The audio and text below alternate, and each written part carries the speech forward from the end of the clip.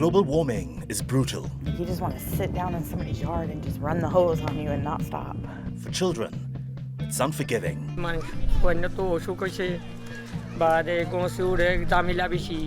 the people trying to help, overwhelmed, undervalued, underfunded. We're seeing aid cuts that will make it more difficult for us to achieve our goals. Coming up, the kids living in sewage, sleeping under broken roofs, and paying for a disaster they did not cause.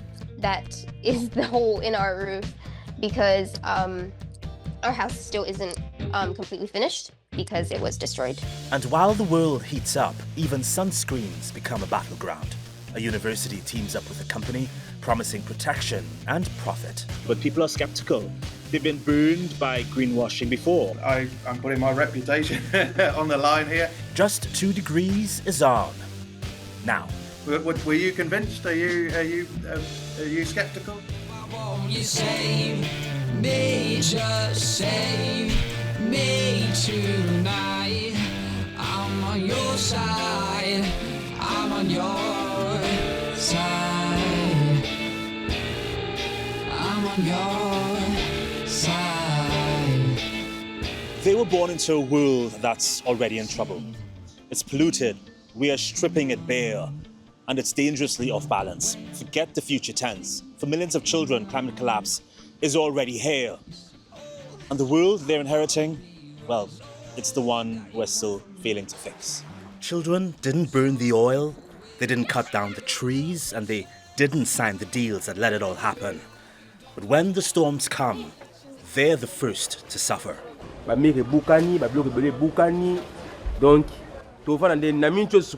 bana ba yakota ndaku ndeza boye ndaku ndeza na solo ya salita mai ndeza solo salita mai to by infection donc ko sa bana ndenge na pale. Across the world, children are being shaped by a crisis they did not cause.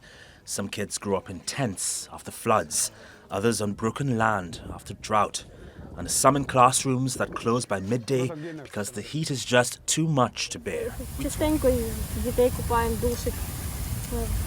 Виходимо в парк таке, а взагалі світла ж немає майже цілий день, кондиціонери не варіант.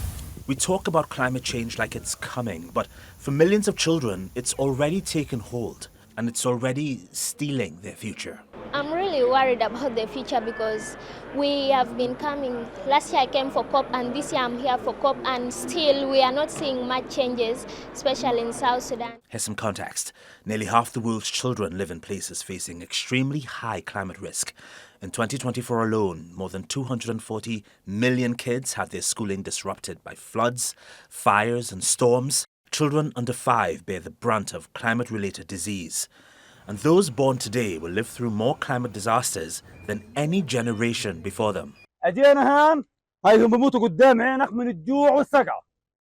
This isn't about tomorrow's problem. These children aren't just inheriting a broken planet. They're being forced to survive it, without the tools, without the choices, or the time. Under 2025, Save the Children report lays out how extreme weather is a threat multiplier, especially for children.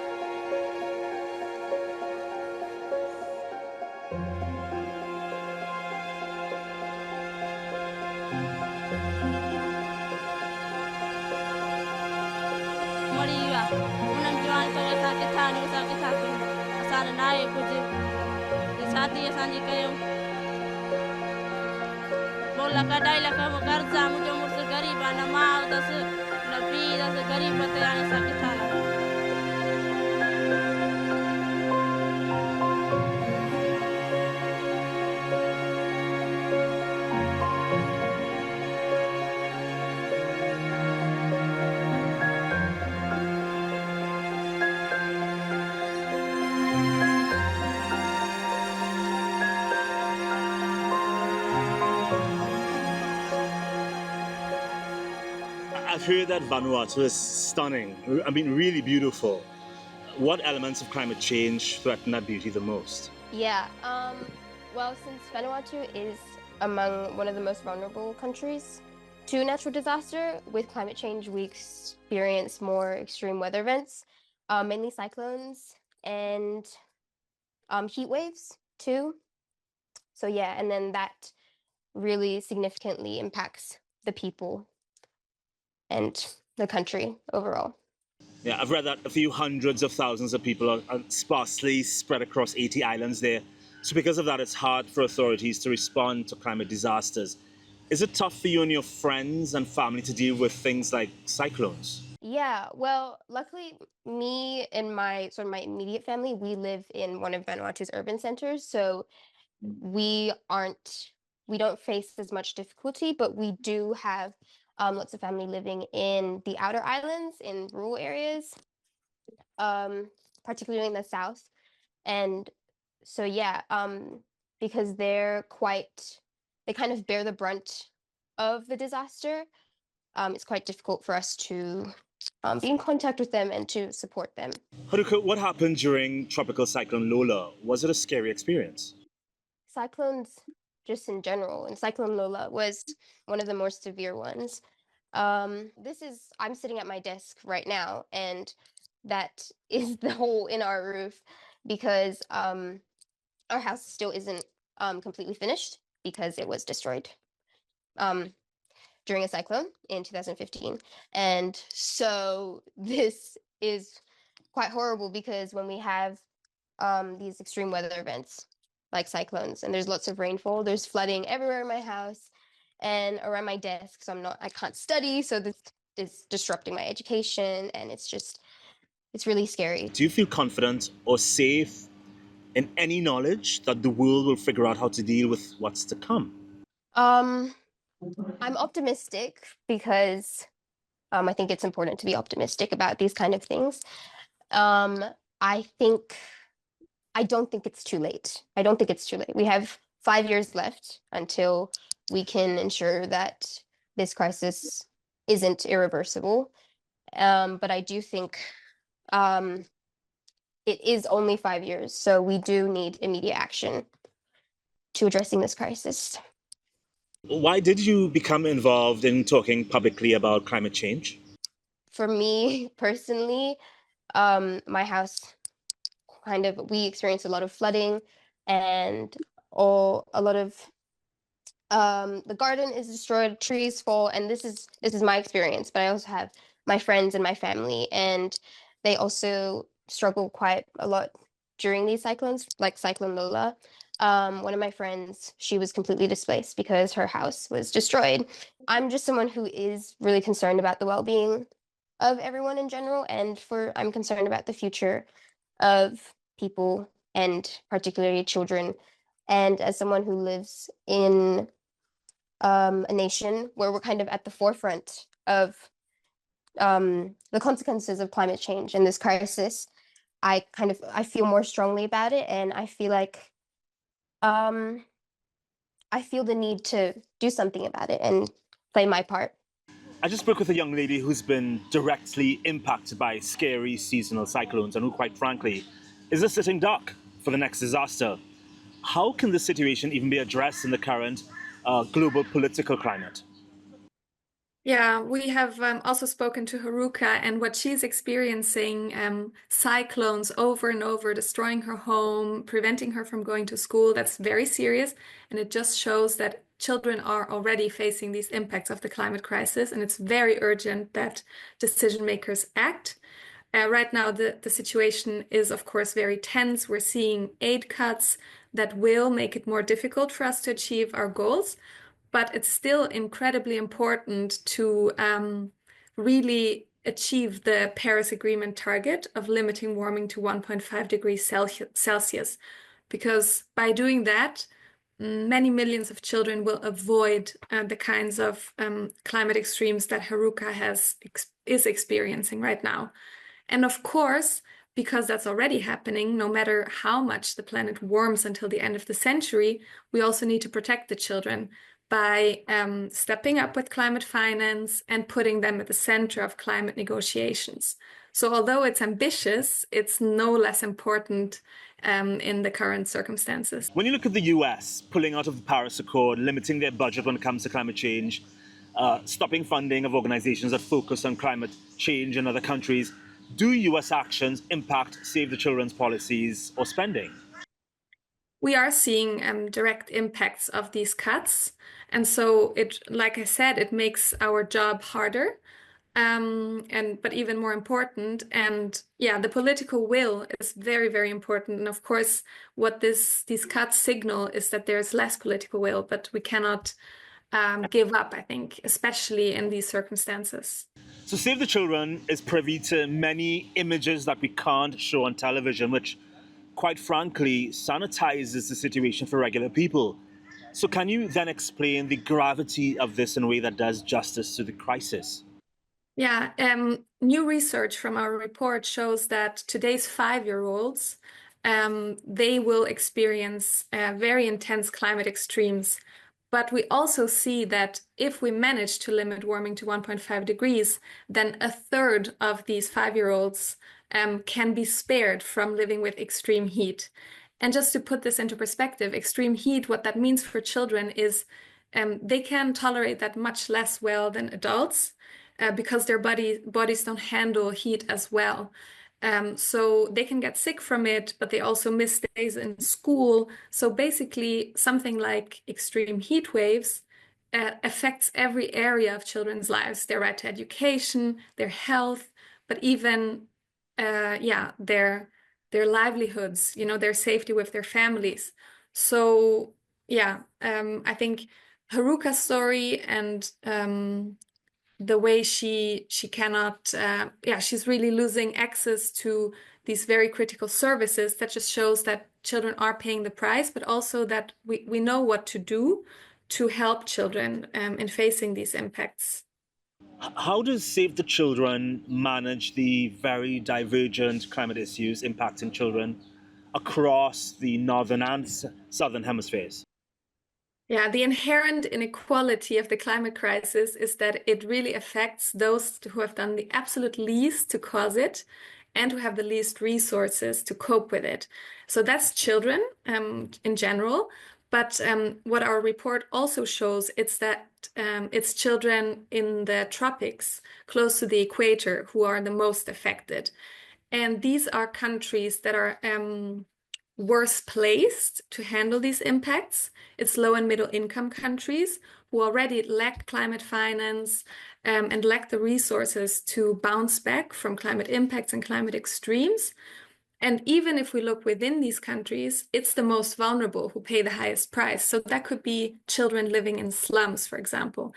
A heat wave that hits a country close to the equator hits very differently depending on the neighborhood. And children living in slums, they don't have access to air conditioning. They might be spending large amounts of time outside. So they're a lot more impacted by this. And that's very concerning that these impacts, they don't hit equally at all. They actually hit where it's worst and where people have the least resources to cope with it. Okay, so then how does Save the Children decide who needs the most help and when?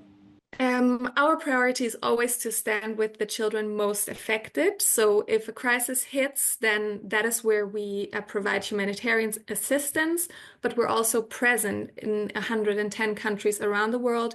And it's mostly, it is the countries where children need us the most. And especially in these times of aid cuts, we need to be even stricter in prioritizing and really looking at where we can have the biggest impact. And that's a difficult decision, but that's always what guides us to stand with the children most affected. Martina, based on our conversation so far, I get the impression that Save the Children is very reactionary. Is there anything the organization does on a proactive level? We are engaged in anticipatory action, for example. That's it's a kind of combination between climate work, but also humanitarian work, where we, for example, we work with meteorological organizations to issue early warnings, to evacuate people when we know that a crisis will hit, to help them beforehand. So that's something we do. But I would say that a lot of our advocacy and political work is also preventative. So when we attend the climate COPs and we take children there to speak directly to decision makers, that's also to put pressure on them to prevent more climate change from happening and prevent some of these impacts that we can see will happen in the future unless we act now. So I think there is a place for reacting, because we need to stand with those who are already feeling the impacts, but we're also pushing for action. And that is also something I would like to convey to everyone seeing this program today, that our action matters. The pressure we put on decision makers is really important. Just telling people, these really staggering facts that the 5-year-olds in your life, the children they will face a future that is unimaginable to adults and generations born before. Haruka said one of the biggest issues for her was climate finance. We saw at COP29 last year, Martina, that countries agreed to a figure which many in the global south said was far from enough. How do you see this amount being shared across the world? Do you have a say in how it's spent? What we see that the climate finance that is being distributed, a lot of it doesn't reach children. So we did an analysis that only 2.4% of all climate finance from the biggest multilateral funds reached children or had children in their programs. But we are doing something about this together with, for example, the Green Climate Fund. We have a few programs that are addressing this. And that are trying to bring these funds to children, to the ground. It takes a long time. It's difficult to access, and that's one of the problems. But I think we have the decision, and now it's up to countries to mobilize the finance, and up to organizations like us and organizations such as the Green Climate Fund to make the funds reach the children on the ground. I hope that answers your question.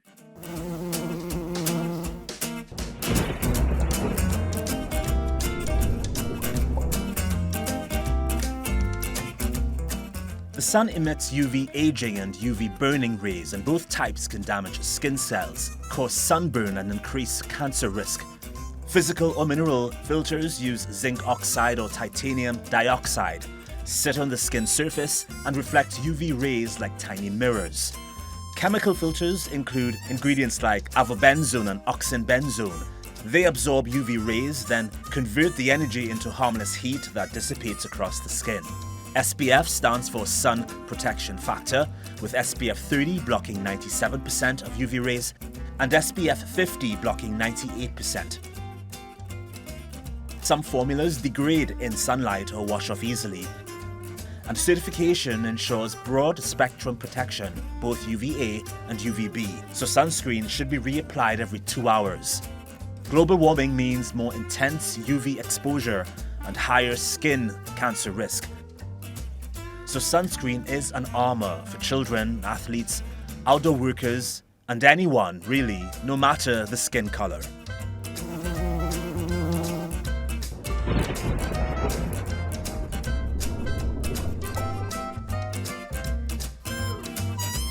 As the climate crisis deepens, the heat is one of its clearest warnings, forcing kids indoors, shutting schools, and burning the skin in minutes. I spoke with Mikail. He helped design a climate-conscious sunscreen certificate about what's in the bottle and why it matters. Congratulations on this new certification that the University of Derby has started. But honestly, plenty of sunscreens say they're reef safe, but who's actually checking, right? What makes your reef protection factor any different from the noise? Yeah, that's exactly the point. So sadly, about 80% of brands which are on the market, on the shelves, still carry these toxic chemicals, these toxic ingredients, which are causing damage to the health. So ultimately, people are not understanding what they're buying. And that regulation aspect has just been missing.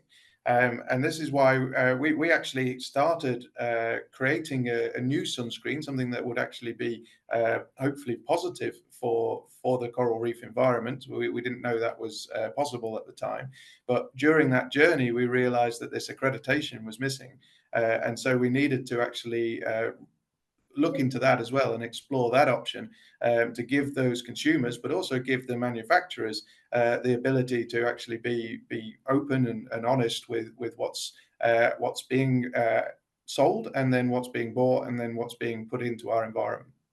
Okay, so this first RPF label went to Stream to Sea, which is the company tied to the project.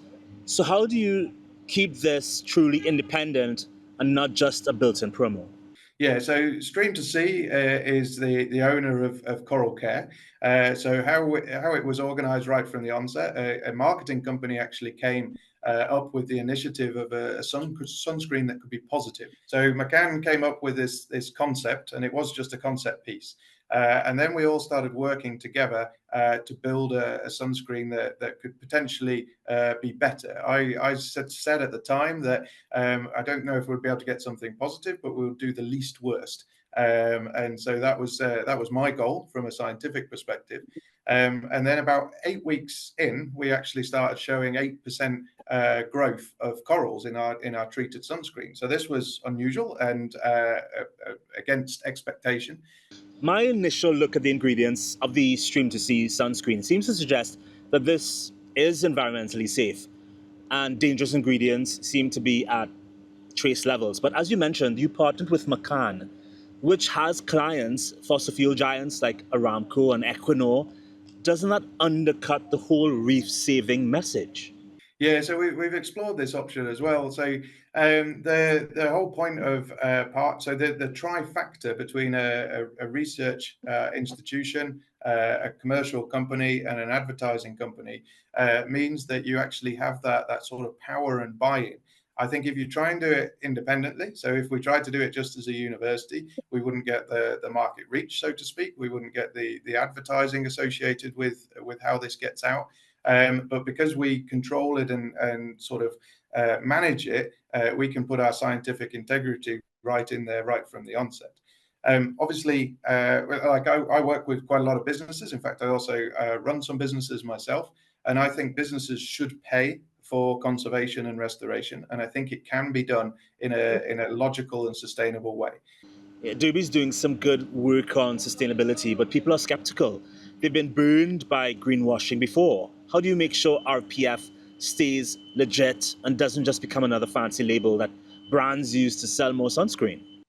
Well, ideally, what we're hoping, because we own the trademark of RPF, the idea is that hopefully something like the Environmental Protection Agency or some government body will go, we really love your idea, we want to take this forward, and we can just simply give it to them. So ideally, a regulation of the level we're hoping for and the way we're pitching needs to be taken up by those higher organizations. All right, so Professor, I'm leaning on your expertise. I'm leaning on your integrity. I can go to the beach, use the sunscreen that you've certified, and not worry about harming the environment. Yes, no? Yeah, so with the Stream to Sea, the one we've created, Coral Care, I'm putting my reputation on the line here, and I do say that this is, as far as I can see, the best sunscreen on the market. It's obviously it's a titanium-based mineral sunscreen. It's non-nano, so this non-nano aspect is quite an important thing. These are nanoparticles, and titanium and zinc in their nano form can be very bad. But the non-nano works in a sort of like platelet manner, which obviously sticks to your skin as well, which is one of the important things. So less wash off is key. But then what happens is that these particles go off into the water, and actively they're just feeding the corals in this case. We've tested it against other organisms as well. So we've looked at urchins and snails. We don't see particular benefits to them, but we also see no harm. So our sort of general motto is obviously do no harm. And importantly, you can't just say don't use sunscreens because they're really bad, or don't use even shampoos or conditioners and things like that. You need to produce an alternative. Is it the all singing, all dancing alternative? Probably not. Can we do better? Almost certainly. But this is 100% a step in the right direction. And another important aspect of this Coral Care concept is that the profits from coral care, or a percentage share of that, goes into a fellowship which allows for anybody around the world to be able to apply for funding to do other things of positive benefit. So it's going to be really exciting over the next few years to see how new innovative solutions are going to come out to tackle hopefully some of the world's largest problems. It's nice meeting you. And that's our show. I'll leave you with images of Blue Talks, an event organized by Turkey's Foreign Ministry and the UN about how important it is for us to protect our oceans. See you next time. Bye. The blue economy harnesses the sustainable use of ocean resources. However, these ecosystems are under increasing pressure. This life-saving force is under increasing threat. Warming, acidification, desoxynization, all this is actually interrelated, so we have to fix that all together. For us, the ocean is not merely a natural resource. It is a cornerstone for our identity.